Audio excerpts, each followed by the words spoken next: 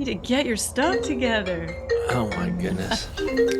Hold on, sorry. Hey, Hey, Kim, how are how, you? good. How are you? Good. Thanks for rolling with it. We had some Hey, I'm technical. on a podcast. Let me Hey, call you back. Mills. I'm Kim, important. I'm on a podcast. we're real professional around here, as you know, as you well know, Kim. Well, So, Hello, it's Kim. hey, how are you? Look at my new Good. office, Harry. yay! Oh wow, it looks so nice. Well, we moved all our stuff in at the end of July, and then construction. Jen feels like she's living this with me, but construction's been somewhat ongoing. I think the final tweaks hopefully will be done by end of next week. But we have officers coming to town tomorrow, so it'll be their Ooh, first chance to see the new office. awesome. Cool.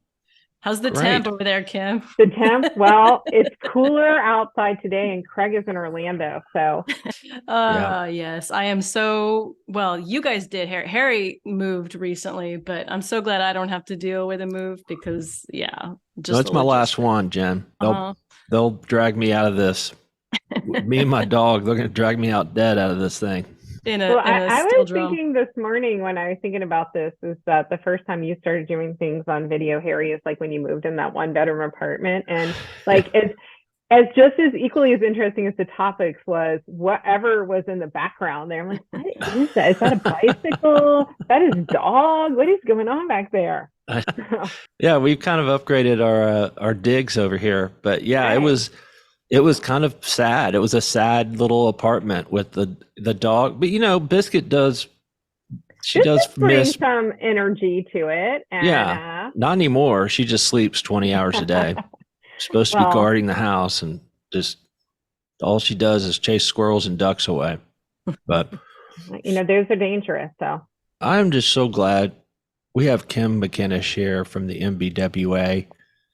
I'm so glad you're on the podcast, Kim. Have you ever been on the podcast before? I haven't. So it's a special Oh, day for me. okay, Yay! good. Because I've known Kim forever. How long have you been at NBWA now? Gosh, I've been here for 13 years now. And before that, I was at King Wholesale. So I think I actually met you when God, what was the company's name? When you did a speech at our Insight when it was Insight Route Accounting, and you did that was way back when. Yes, at BRCC. Or wow. Thing, yeah. So, well, we've known each other at least 13 years, and so it's great to have you on. And so just to kind of update our listeners, our editor-in-chief Jen has been involved with the NBWA, with the BREW Alliance, and why don't you explain what y'all have been doing, because you've been working on it for a couple of years now, and it seems to be kind of hitting its stride. So why don't you explain what's been going on? Yeah, I'm going to hand it over to Kim. But yeah, among her many hats, besides being NBWA SVP and COO, she also does a million other things and heads the BREW Alliance for Women in Beer groups, which are the trade literally promote women in beer for all of the reasons, including the good business case. And so we have our big show coming up at the end of convention next month, October 10th and 11th. The theme is making moves. And so I wanted to ask Kim some stuff about that, because this is her baby, really, and I'm just along for the ride, trying to help make a couple things happen here and there. But I think it's interesting that, to Harry's point, NBWA has seemed to make this a cornerstone the last 2 or 3 years of its approach. And I just wanted to see, what you could tell us about how the NBWA feels about, including women in beer. Do they see the business case for that? Yeah, I would say we see there's a need and a business case, both. So just to back up a little bit, we have two, and sometimes it's people get them confused in the lingo. So I just was going to give a little primer on that first. But we have two separate but closely aligned groups. And one we call BREW, which is building relationships and empowering women, which is for NBWA distributor members and some closely aligned associate members. And really, this was born out of a need and our next generation group. For anybody that's familiar with our next gen leadership group, the gender differences in that group versus our regular membership really became apparent to us that we had a lot of females attending that were taking leadership roles. And that's where we had really first started doing some of this development work and providing some training in that segment. And then now we see it really applies to our entire membership. So we formed BREW, and we were originally going to launch it right in January 2020. And then before we got it done, BREW, COVID hit, and we had delayed really our, labeling it, calling it, and announcing it to membership until we were in Vegas 2021. So we are coming up on our 2-year anniversary. Jen helped us kick that off there. We were beside the Venus pool, gave us, a rousing, speech to get everyone excited. And, the mission for this group is pretty simple: attract, connect, and elevate women in beer and beverage distribution. And then NBWA is also leading a group called Alliance for Women in Beer, and that is all 3 tiers of the industry. So we have suppliers around the table, retailers around the table, distributors. And it's super exciting because I've been in the beer business, as Harry pointed out earlier, for a very long time. And it's rare that all 3 tier, parts of the industry sit around the same table and agree on something. And so we've been excited and enthused to work together on this. And the mission is pretty similar. It's uniting all 3 tiers to transform beer to be an exciting industry of choice and opportunity for women. So making sure that we're outward facing and trying to attract women coming into it. There really was a need, as I mentioned, and then the business case. And as you brought up, we've been trying to, make sure that we talk about that with our members in terms of it's just good business sense.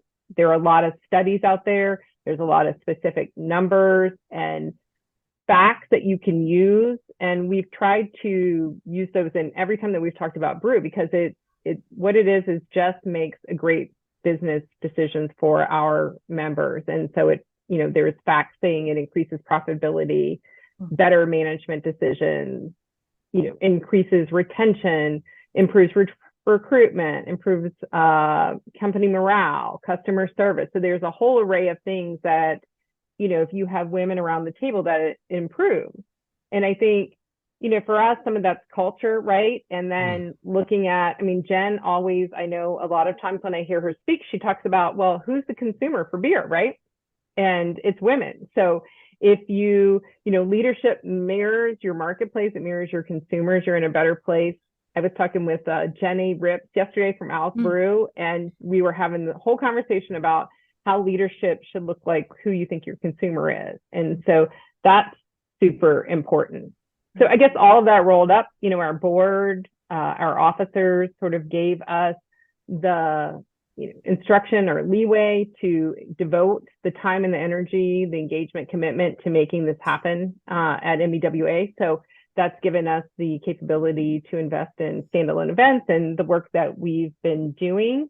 And I would say a lot of it's just been organic. Jen's been along for the ride the whole time. And so it's you don't really, like, everyone volunteers. We have a lot of experts around the table, a lot of passion around the table.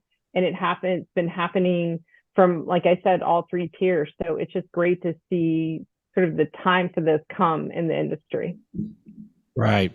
And, Kim, when I started in the business in 91 and worked for a beer distributorship and kind of rose through the sales ranks. And I remember I was like, there's no women at all, and except in the telcel department. And so, like, if you were a woman wanting to be in the beer business, that was your entree, but there really wasn't anything beyond that, other than the administrative part of the company. And right when I was leaving, after I've been there for 7 or 8 years, is when they first, because what we found was the telcel department had better relationships with a lot of the accounts than the actual physical pre-salesmen going out in the trade. And the decision was made, actually I was still there, that telcel needed to go out in the trade at least once a month. And then that morphed into, inviting women to be pre-salesmen. And then that let them be area managers and then grow up and then move up within the company. And I think part of the problem is it was perceived back then and maybe now that it's a physical job. Beer is heavy. I think you guys have heard me say that before. Once or twice. And these the wallflowers can't pick up a case of beer. And I think that's proven to be nonsense. So it has come a long way. And what I'm hearing you say is how it got started was a lot of women wholesalers that are owners, or part owners of the business. You've got that in. And then is there any impetus or programs to get more women to come up from below through merchandising up through the sales ranks and distributorships? I think it's interesting because I think, I have a historical perspective on the industry also, and there used to be limited points of entry for women. And right. Beer distributors are always prided themselves on, we promote from within. You start as a merchandiser, start in the warehouse, and you can be sales manager one day. So if you weren't doing those physical jobs, there was really no way in. And I think that has changed. The role, it used to be, a lot of pedal. Obviously, women weren't driving the trucks and pulling the cases off, but now there's pre-sale, there's more telesale, there's on-premise. I, started at a distributor in DC, and we had 3 female sales reps that worked. And I didn't really realize that was sort of avant-garde at that time. I thought, oh, everybody has female sales reps, right? But it was more of a sort of a pre-sale environment, so it allowed women to do that job. And I think we've seen different access points. And I do think we've seen a different viewpoint on the business case for having women work there and what they bring to the table. And I do think we've seen a change just in ownership. Again, it used to be sort of, well, the son is going to run the beer distributor, right? And that's not the case now. Females run and they, inherit and they are leading. And I think they're more inclined to maybe add women. And so I'm amazed always now when I talk to folks when they say, oh, we have this, this many females. And we were just talking about this when we were together in California, but people saying, oh, I have, this many CDL drivers, I have this many people that work in the warehouse. When I worked in Virginia, the woman who ran our draft services department was obviously female. And so I think that that's just naturally changing. Right. Yeah. And in terms of women coming up through the industry, I believe Maggie Timoney, who we will have speak at the event, she started at a beer wholesalership in New York, right? And now she's the chief of Heineken USA. So, well, let me shift to the event there a little bit. Last year was our first inaugural year for the event, and we got like 350 people. We sold out our space. This year, we have the giant big stage, right? Right, the big stage. If you've been to Vegas and seen NBWA, we're going to be on the big stage. Yeah, no pressure. But so how are the numbers this year at this point? What are we looking at? The numbers are looking good. They've ticked up since last you and I chatted. We're at 221 now. Okay. Nice. And we have a big rush. So for anybody who thinks, oh my gosh, it was actually 325 last year, sold out the room. We have unlimited capacity. We can make the room as big as we need here in Vegas. And we're at 221. It's generally a late registering crowd in the beer industry for some reason. Oh, so you think? You think?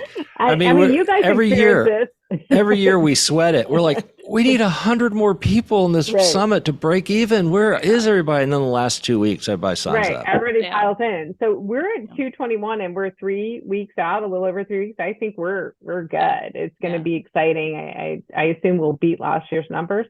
I'm excited for that. I'll be there. Yeah. Okay. I'll be there. He'll be asking all the questions. Right. Hello. You said in the back last year. I don't even think you asked any questions. No, it was Jen's show. I didn't want to step on toes. I didn't want to mansplain everything. The one day a year, Kim. Well, and your birthday. It's 2 days a year, Jen. That's not even true. Anyway. So we're never having this on your birthday. I don't want to spite you. Jen doesn't Thank work you. on her birthday. Don't worry about it. No, I Okay. don't. Not unless I have to, but yeah. So nobody make any deals on June 1st ever. But anyway, so yeah, how about, so what did we learn from last year's conference that we incorporated this year, or maybe we're doing differently? I think a few things. One, and this always comes through loud and clear. I think in all of our events, I especially hear it from our next generation. People love networking. We heard it loud and clear when we left the room last year, that was something people place great value on. So we're making sure that we have enough time for networking, again, as part of the activities at the event, but also the welcome reception the night before. And I promise this year, we just talked about it yesterday, we're going to have a room big enough to fit everybody. Okay. Last year was a little bit of a run on that reception I wasn't expecting. So we're going to have a room big enough for everybody. Everybody will be able to network. And then we are going to have that, before we kick off the event and during the event. Someone complaining already about me? Yeah. Can you believe what Kim just said? So that we learned that. We also learned that, we have a lot of obviously heavy hitters on the industry side, but people also are looking for some career development advice or non-industry speakers. So we made sure that we have 2 great speakers that are providing different information than they'll get just from industry speakers. So we're adding those. And then one funny thing that we learned last year that I learned immediately while we were there was that people thought we should not have a male with the opening comments and a male deliver the sponsor call. So don't you worry, we're not going to repeat that this year. We'll feed them on elsewhere. Yeah, they can serve us while we're speaking. They can bring us water, and we'll have Gavin Hattersley run around the room and Phil. Yeah. Anyway, so speaking of Gavin Hattersley, we have some huge names. I'm super excited, and some outside of industry, like Emily Jameson, who was the first like GM of a AAA minor league team for the Reno Aces. Yes. So super excited about her. Yeah. And we have Tracy Gilbert, Maggie Timoney, Jim Cook, Mariah Calagione, Sophia Colucci, Chelsea Phillips, Benny Ashburn. I mean, and way more than that. So those are just a few names, but I'm curious who you're most excited to hear. Oh my gosh. So, well, you know that I obviously can't pick a favorite in the industry, right? Who are you least excited to hear? Who are you least excited to hear? Never Let's rank every speaker from 1 to 5. Right now, we'll just make a little chalkboard. I would say though, when you mentioned Emily, like I'm super excited to hear Emily speak. Before we booked her, I had an opportunity to chat with her, and she has a great story. First of all, I'm a huge baseball fan, so I got to talk to her for an hour about baseball facts and inside a AAA ball club. But also, she brings a lot of energy and I think sort of unique twist in the way she presents her information. So one thing, when she was working at the Reno Aces, she worked with the local beer distributor there, obviously in their stadium. A GM apparently of a minor league team has a lot more responsibilities than a major league ball team. Yeah. So she worked with the local distributors. They also worked with a local brewery and came up with ale that was, I think, ballpark ale, something like that they served there. So she was familiar. She already knew all 3 tiers of the system before I even talked to her. And usually you have to start sort of educating people on that. So she was excited to talk to people in the industry. And then she has this motto that says, "Be so good they won't forget you," which I think is great. She talks about, part of her mission she feels now is inspiring women to take on roles that men traditionally hold. And she has this podcast. It's called Leadership is Female. And she starts it out every time, and everybody should listen to it. And she starts it out with, you can't be what you can't see. And then in that, I forget who, it's a quote attributed to somebody that I forget who, but that is such a great thing when we think about this meeting, right? Like last year, we had so many people in the room that were really excited, and they saw all of these successful women in the beer industry on stage and talking about how they got there or what they do. And I think that is so relevant for this event, that you can't be what you can't see. And I'm excited about that. And part of how we even connected with her was through this podcast. So Ruchi Desai, who is the co-CEO of 8 Beer, she was at our convention last year with Troy Aikman, and I had a chance to meet her. And then I saw she popped up that she was on this podcast. So I listened to her, and she had this great story of her journey and some of her, leadership qualities and how she approached things. And she's going to share them with everybody when we're in Vegas, because she's on a panel. But we invited her to be part of this BREW Leadership Forum in April based on me hearing her on that podcast. So then Ruchi emails me, it's all a great connected gang, but she says, hey, Emily, I was on her podcast, and she has this new book called Let's Go, which what fits better with making moves than Let's Go. So we are, I got in touch with Emily, she connected us, and it's about building confidence, which is something that we hear consistently. I don't think just in the beer industry, but women in general in their careers, how to build confidence, how to be confident that you can succeed and do what you want to do. So she's going to share 6 handy steps for that. So I'm excited to hear what she has to say. Awesome. I think also just in terms of making moves, we picked that theme, right? So last year it was champion yourself and others. We were trying to figure, talk about how we could build on that, and making moves obviously means different things for different people depending on where they are in their career. It could be breaking through a boundary. It could be moving out of your comfort zone, just being your best self. But it felt like that encompassed something that was important and maybe the next step for this event. And so a lot of the subject matter, Jen, like hat tip to Jen, because she really she has all the connections that brings us all together. But that was some of, when you look at the panel topics and you look who's speaking, a lot of it goes back to this, trying to provide this content to everyone that's in the room, and something that we thought was important. But, in terms of the mission, really looking at the list of folks that are going to be on that stage, that just speaks volumes, right, for support for this, because people are, these are crazy busy people that have a lot going on in their lives. And I'm sure most of them will already be in Vegas for the NBWA convention. Right. And they're choosing to stay and participate in this because of the importance. And I think that's exciting. And I think it's exciting who, we have on stage. We had, a first allot at 9 a.m. to 2 p.m. for the event, and we're so bursting at the seams that we're now at 8 a.m. to 2:30 p.m. Every time Jen and I would talk, I'm like, hey, we'll just start it a half an hour earlier. Okay, a half an hour earlier than that. Like, don't worry, folks. We're not going to start at 7:30. We're done. Like it's 8 to 2:30, but it's just exciting. I kept expecting Craig to come in and complain or that what are you guys doing in there?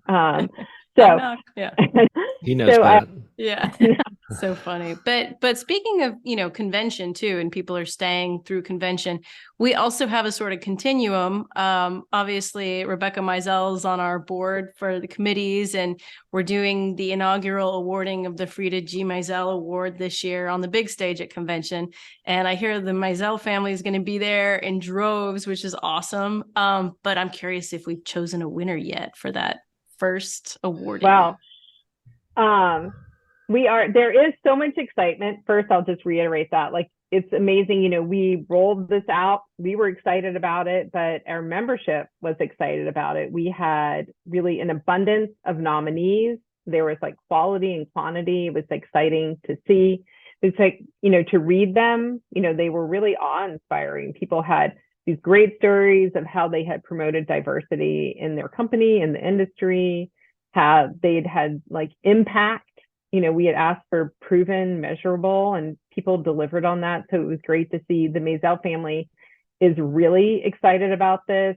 It's super important for them, as Frida passed away earlier this year after the announcement of the award. So it makes it even more special. But they are bringing, between the Meisel family and Gulf Distributing, they'll have 38 people in Vegas that'll be there cheering on the winner. All of Frida's children will be there, and they'll be on stage to hand the award to the first person who wins. So it was great. We had a meeting last week. Obviously, Jen was part of for the BREW Advisory Board. We went through in detail all of these nominations. It was really hard to make a decision. So I do have some breaking news on that. We're not going to announce the winner until we get there, but we are going to have 2 winners for the inaugural year. We had such an amazing response and these incredible entries that we've chosen to go with 2 winners. So everyone that, Monday, October 9th, it'll be announced in Vegas. Very cool. Awesome. Rebecca Maisel has to be just so gratified to, to not only with what she's accomplished personally, but then having this award that honors her grandmother, and it just must be a great thing for her. And I'm anxious to. Jen doesn't share anything with me, so I'm anxious to see who wins too. She knows better than that because I'm busy. Okay, I'm busy. Yeah. I can't update you on every little thing. No, or big Every big things, thing. just really anything. Yes. But really anything. There's a thing over here, Kim. It's like keep the boss in the dark so he doesn't meddle in things, Right. and it works. I finally figured out that it kind of works for both of us, so Right, there you I'm go. cool with it. Yeah, We sometimes employ that here, so I'm not going to. I didn't mean to break in. Jen, go ahead. I think you were saying something. Oh, I was just going to make a joke about you nominating yourself a bunch of times for the award. I mean, I don't know. It'd be very. I don't know. It would be very forward thinking. Next year, when you send them in, we need more measurable impact. Okay, Yeah. So we need some more details on your application. Yeah, right.